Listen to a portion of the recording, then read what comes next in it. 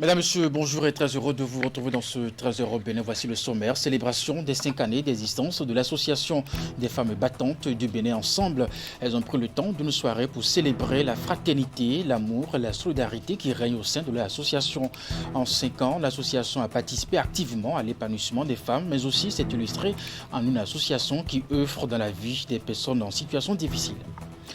Ensuite, la première édition du Festival de la jeunesse et de la musique FEJEM s'est clôturée ce dimanche.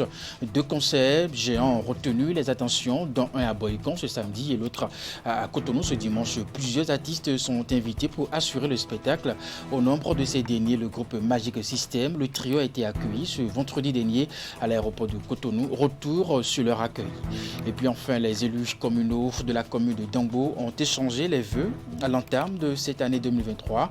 Au cours d'une cérémonie tenue à l'hôtel de ville, les forces vives de cette commune de la vallée de l'Ouémé ont souhaité de plus de grandes réalisations au cours de cette année. Et voilà pour le sommaire de ce 13h au Bénin à nouveau. Bonjour et bienvenue si vous nous rejoignez. On ouvre ce 13h au Bénin par cette information en bref et en images. Grave accident de la circulation à Dassazoumé au sud-est du Bénin. Selon les informations, l'accident est survenu ce dimanche en face de SOS Village d'enfants. Selon un témoin, l'accident s'est produit aux environs de 16h et a impliqué un bus de transport en commun en partance pour Cotonou et un camion. La collision a provoqué un grand incendie. Le bilan provisoire fait état d'une vingtaine de personnes décédées, calcinées. On dénombre aussi des blessés graves.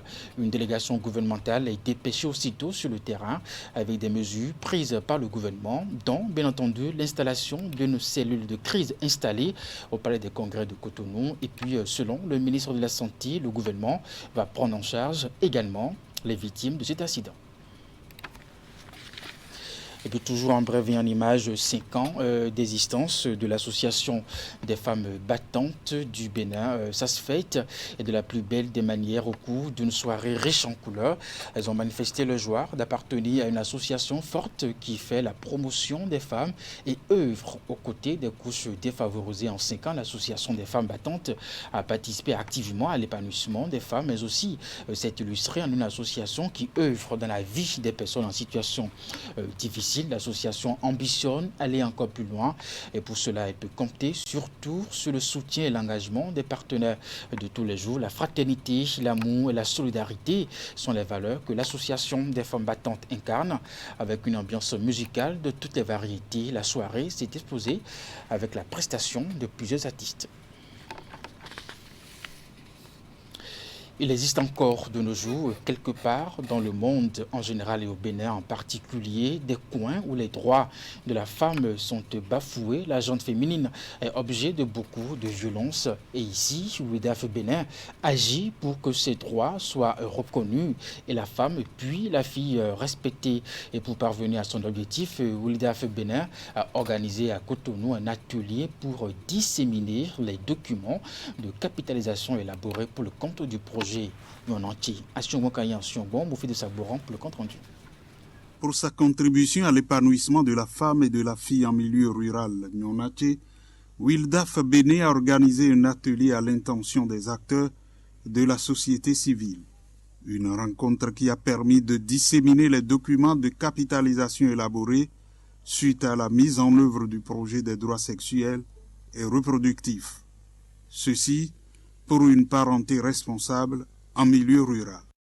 Le projet a donc engagé une mission dont l'aboutissement est l'élaboration de 2 documents de capitalisation sur les thèmes les volontaires amis des enfants, une expérience nouvelle pour la sensibilisation des jeunes et le théâtre d'intervention, un outil efficace pour la sensibilisation grand public.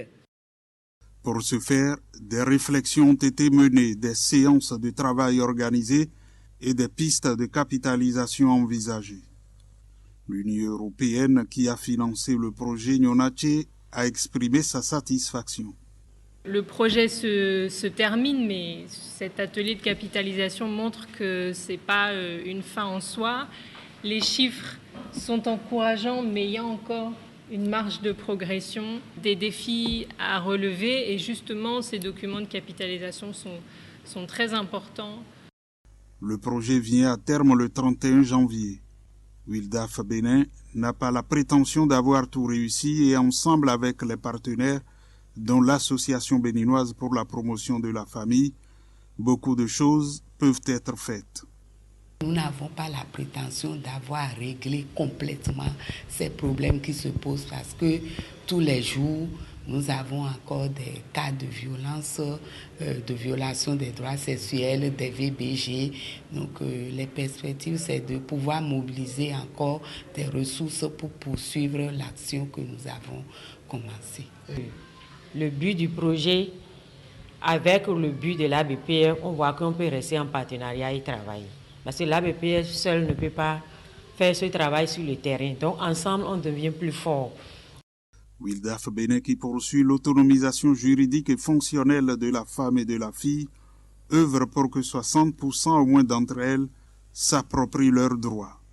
Aussi, œuvre-t-elle pour la réduction d'au moins 20% des taux de prévalence des maladies sexuellement transmissibles, ainsi que des grossesses et mariages précoces.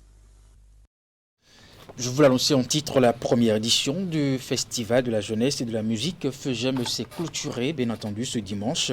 2 concerts géants ont retenu les attentions, dont un à Boycon le samedi dernier et puis l'autre à Cotonou ce dimanche. Plusieurs artistes sont invités pour assurer le spectacle. Au nombre de ces derniers, le groupe Magic System, le trio a été accueilli vendredi dernier à l'aéroport de Cotonou. Retour sur leur descente à l'aéroport. Comme annoncé, l'événement est enfin là. La première édition du Festival de la jeunesse et de la musique FEGEM a effectivement démarré ce vendredi.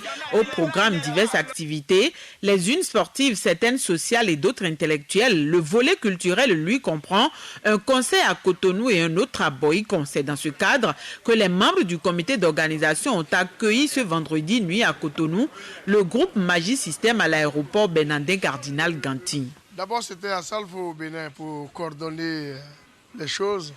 Et maintenant, c'est Magic System au Bénin. Comme vous avez pu le soupçonner, c'est quelque chose qui s'est préparé en amont avec la fondation Luc Setonji. Et nous, on est répartis du côté d'Abidjan pour se préparer et venir faire plaisir au Cotonou. Avec une périodicité annuelle, le FEGEM connaîtra à chaque édition une phase décentralisée. Cette année, les manifestations se déroulent simultanément à Cotonou et à Boycon. Le top du show musical sera donné dans la ville Carrefour. Outre le groupe Magic System, la programmation artistique est aussi composée d'autres artistes nationaux et internationaux. C'est un concert live qui est prévu. Vous avez vu dans nos barrages, on a des Bordeaux qui est avec nous. Donc il faut que les populations viennent découvrir ce qu'on propose, mais ça sera quand même un show inédit. Magic System est venu avec tout son orchestre au grand complet, venu de Paris. Tout le monde est là. De Bordeaux, le Koufa est là. Il y a tout fan qui nous a dévancés aussi, qui sont déjà sur Cotonou. Donc imaginez la suite, imaginez ce qui va se passer à Boycon et à Cotonou. Au nombre des partenaires qui accompagnent l'initiative du FEGEM, on peut citer Canal Plus Bénin. Le thème retenu est entrepreneuriat et employabilité des jeunes. Dans cette optique, un colloque scientifique a également été organisé, fruit de la collaboration entre les fondations Luc Setonji à Tropo et celle du lead vocal du groupe Magic System, Salif Traoré alias Salfo. Le FEGEM est inspiré du festival de musique urbaine d'Anoumambo, FEMUA. L'objectif en initiant ce projet est de contribuer à promouvoir les talents qui existent dans les départements du Bénin, notamment dans les domaines de l'art, du sport, de la musique et de la danse. Dans la suite de ce 13h au Bénin, les législatures du 8 janvier dernier sont conjuguées au passé et à l'arrivée, la 9e mandature va bientôt siéger et puis enregistre la présence de 28 femmes issues des formations politiques. Comment peut-on bien entendu expliquer ce résultat qui donne la possibilité à cet effectif de la gente féminine de participer à la prise des décisions au profit du peuple béninois? Francis Eloge Attadé, analyste politique, nous donne ici sa lecture. Je suis à la fois heureux et interloqué. Wow. Heureux parce que désormais nous avons 8 femmes qui vont siéger au Parlement. C'est une première dans l'histoire politique depuis le renouveau. Mais interloqué parce que sur les 28, il n'y a que 24 en fait qui sont exclusivement réservés par la loi. Les textes ont prévu ça. Alors ça veut dire que les partis ont fait l'effort d'avoir 4 femmes. Alors là, voyons en détail les partis. Allons-y. Prenez l'Union progressiste. Le renouveau. Vous voyez si l'Union progressiste a positionné femmes titulaires. Quand on consulte, il n'y en a pas. Les postures d'éligibilité qui pourraient favoriser l'ascension des femmes, on n'en a pas vu au niveau de l'Union progressiste. Au niveau du bloc la phallocratie après a totalement régné. Au niveau du bloc républicain, vous avez vu, il y a au niveau de la 15e, 16e, en fait, vous avez vu, il y a eu des femmes qui étaient positionnées. Oui. Je note que j'ai vu par exemple, il y a 3 femmes en fait. Au bout de rouleau, il y a quand même 3 femmes qui ont émergé à ce niveau-là. Non pas par le système des 24, de la discrimination positive de la gente féminine, parce que les 3 femmes, vous avez Chantal Aïe, vous avez Rosine Daïro, vous avez Sofiat Tchanou, ça fait 3. Les LD, dans la 6e circonscription électorale, ici, ont décroché 2 postes parce qu'il y a une femme titulaire aussi. Et la femme est sortie, il y a eu 2 postes, la femme est sortie. Alors ça fait la seule femme là, plus les 3, mais ça fait les 4 en fait, qui se rajoutent à ce que la loi, les 24, postes réservés par la loi. Alors, c'est pourquoi je dis je suis interloqué. En fait. Quel était l'effort des partis politiques pour accompagner la réforme? Il y a le sentiment que nous sommes dans la masculinisation, évidemment, de la politique. Et il y a une approche sexiste. Il faut éduquer encore les acteurs politiques à accepter la promotion de la femme, parce que vous avez dit qu'il faut que ce ne soit pas dans les sources politiciennes, qu'on tienne de beaux discours, il faut que les femmes aillent dans les instances de prise de décision. C'est bien beau tout ça. Mais quand on sort dans l'action, dans l'opérationnel, qu'est-ce qu'on fait? Donc, lorsqu'on jette le regard, en fait, quand on pose le diagnostic aujourd'hui, on constate que les partis n'ont pas fait grand effort. Si quelqu'un est à saluer, il faut saluer le gouvernement du président Talon et le président Talon lui-même. Parce que c'est l'inspiration qui est venue du chef de l'État et de son gouvernement qui a permis d'aller à l'inscription de la composante discrimination positive qui a permis d'avoir les 24 femmes. Ça fait 25% de l'effectif. Nous sommes à 109 maintenant. 25% après un rendez-vous électoral aussi important que l'élection législative, parce que vous savez que le Parlement, c'est le siège, en fait, de la politique. Donc, c'est salutaire. C'est une première dans l'histoire et c'est à encourager. Maintenant, les partis doivent aller encore à une nouvelle école pour internaliser, en fait, les tests qui sont destinés à la promotion de la femme. Et puis Cotonou a abrité ce vendredi dernier le 2e Conseil des ministres de l'Alliance pour le biodigesteur en Afrique de l'Ouest et du Centre. La rencontre a permis aux ministres de l'énergie des 8 États membres du Creuset de dresser le point des actions menées ces 2 dernières années. C'était également l'occasion pour les participants de dévoiler l'identité visuelle de leur logo. Voici le reportage. Le 2e Conseil des ministres de l'Alliance pour le biodigesteur en Afrique de l'Ouest et du Centre a accouché de plusieurs résolutions pour l'enracinement du creuset dans la sous-région. Le Conseil des ministres des pays membres de l'Alliance pour le biodigesteur en Afrique de l'Ouest et du Centre invite instamment les États à prendre les mesures idoines en vue du versement des arriérés de cotisation.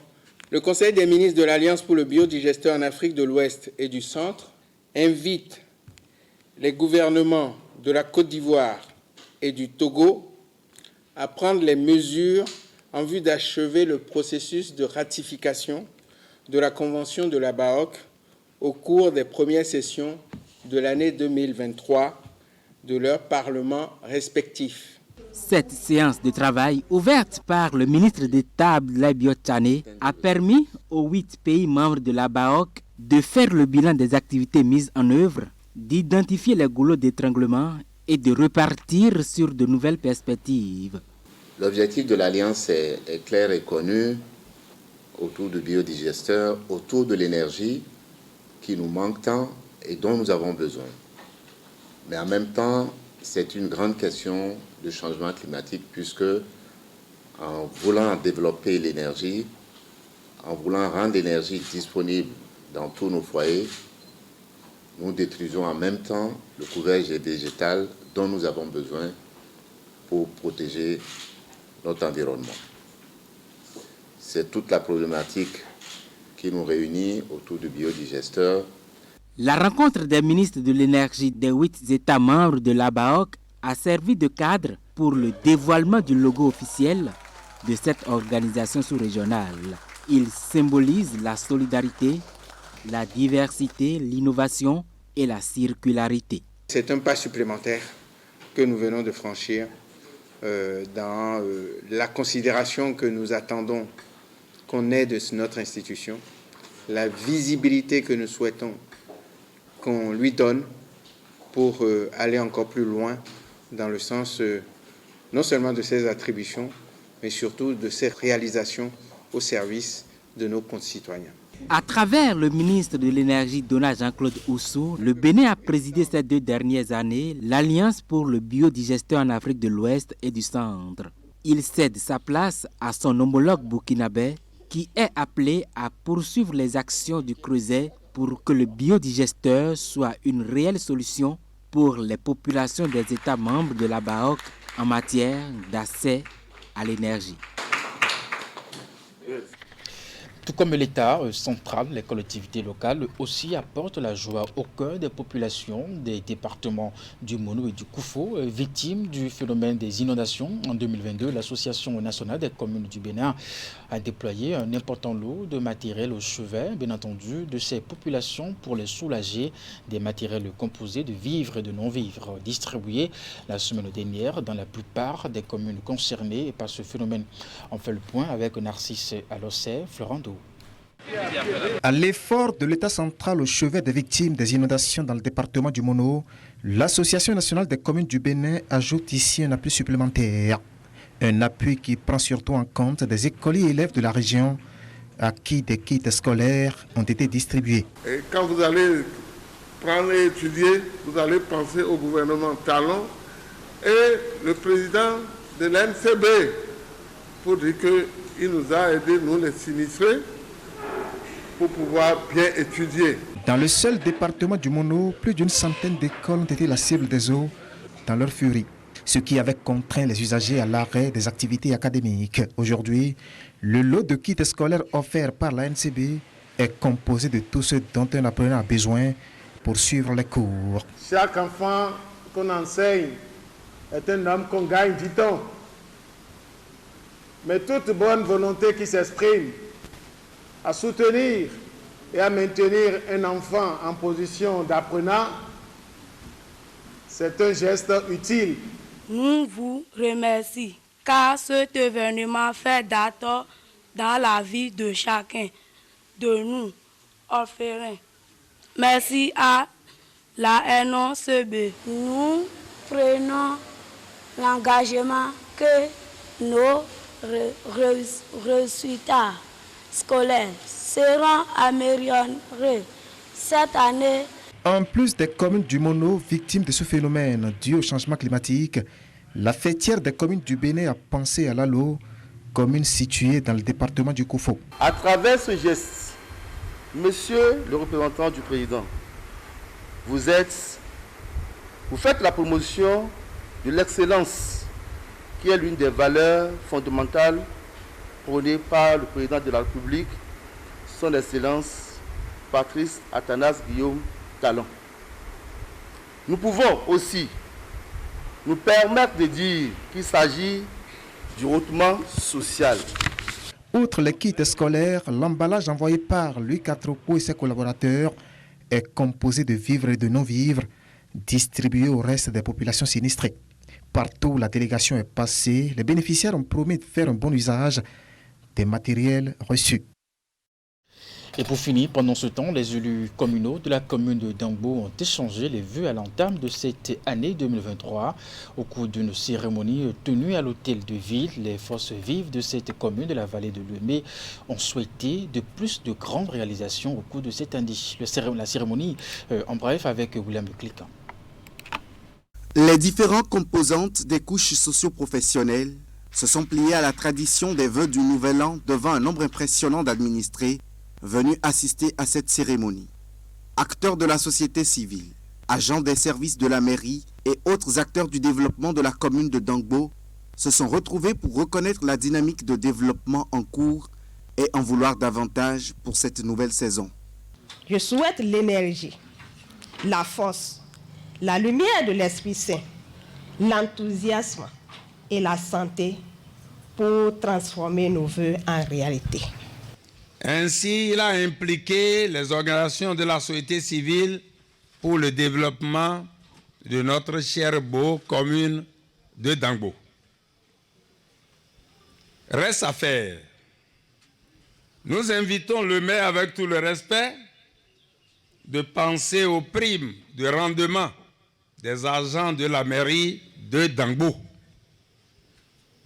Nous invitons le maire à doter la mairie de Dangbo de l'eau potable.